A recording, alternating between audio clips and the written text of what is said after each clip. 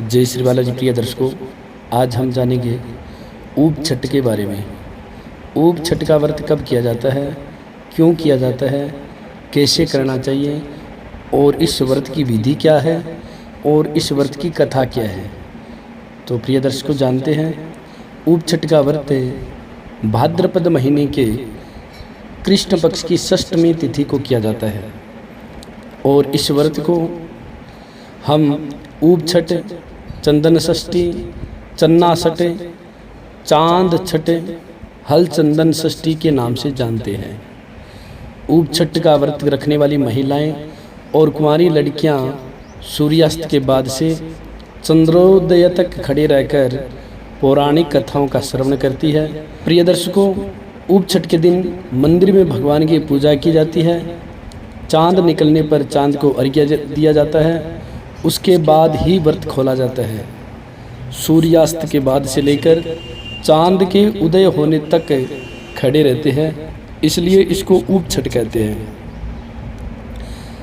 अब जानते हैं ऊप छठ व्रत की विधि क्या है। स्त्रियां इस दिन पूरे दिन उपवास रहती है, शाम को दोबारा नहाती है और नए कपड़े पहनती है, मंदिर जाती है, वहाँ भजन करती है, चंदन घिसकर टीका लगाती हैं। कुछ लोग लक्ष्मी जी और गणेश जी की पूजा करते हैं, कुछ अपने इष्ट की। भगवान को कुमकुम और चंदन अर्पण करते हैं, सिक्का, फूल, फल, सुपारी चढ़ाते हैं, दीपक अगरबत्ती जलाते हैं, फिर हाथ में चंदन लेते हैं। कुछ लोग चंदन मुंह में रखते हैं। इसके बाद ऊप छठ व्रत की कहानी सुनते हैं। इसके बाद पानी भी नहीं पीते जब तक चांद न दिख जाए। प्रिय दर्शकों, जब तक चांद का दर्शन नहीं होता और चंद्रमा को अर्घ्य नहीं दिया जाता, तब तक स्त्रियां जल भी ग्रहण नहीं करती। इसके अलावा बैठती भी नहीं है, खड़े रहते हैं। चांद दिखने पर चांद को अर्घ्य दिया जाता है।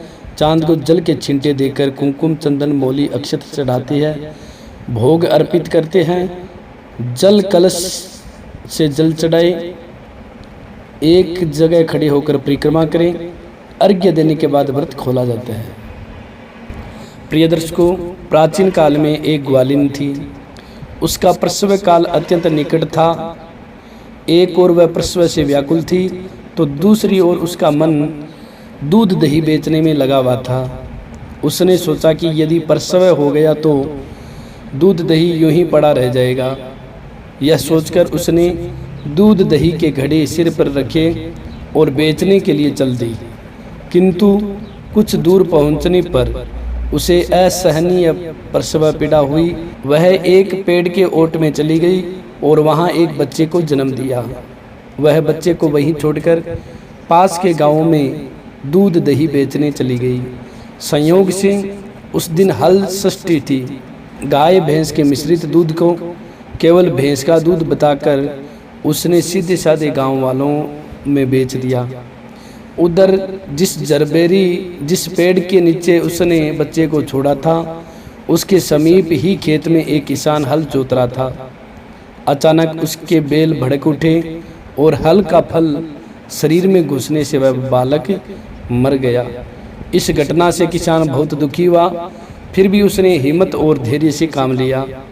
उसने झरबेरी के कांटों से ही बच्चे के चिरे हुए पेट में टांके लगाए और उसे वहीं छोड़कर चला गया। कुछ देर बाद ग्वालिन दूध बेचकर वहां आ पहुंची। बच्चे की ऐसी दशा देखकर उसे समझते देर नहीं लगी कि यह सब उसका पाप की सजा है। वह सोचने लगी, यदि मैंने झूठ बोलकर गाय का दूध न बेचा होता और गांव की स्त्रियों का धर्म भ्रष्ट न किया होता तो मेरे बच्चे की यह दशा न होती। अतः मुझे लौटकर सब बातें गांव वालों को बताकर प्रायश्चित करना चाहिए। ऐसा निश्चय कर वह उस गांव में पहुंची जहां उसने दूध दही बेचा था। वह गली गली घूमकर अपनी करतूत और उसके फलस्वरूप मिले दंड का बखान करने लगी।